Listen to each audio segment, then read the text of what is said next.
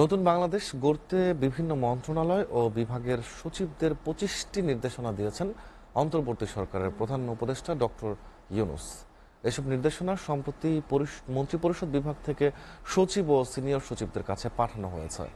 এর আগে অনুষ্ঠিত সচিব সভায় গুরুত্বপূর্ণ এসব দিক নির্দেশনার চিঠিতে জানানো হয়েছে, যেখানে ছাত্র জনতার অভ্যুত্থানে সৃষ্ট নতুন বাংলাদেশকে এগিয়ে নেওয়ার জন্য সরকারের সব পর্যায়ে সংস্কার কর্মসূচি গ্রহণ ও বাস্তবায়নে প্রধান উপদেষ্টার দেয়া মার্চিং অর্ডার অনুসরণের তাগিদ দেওয়া হয়। সৃষ্টিশীল নাগরিক বান্ধব মানসিকতা নিয়ে প্রতিটি মন্ত্রণালয় বিভাগকে জরুরি ভিত্তিতে প্রয়োজনীয় সংস্কার ও পরিকল্পনা নেয়ার কথা বলা হয়েছে।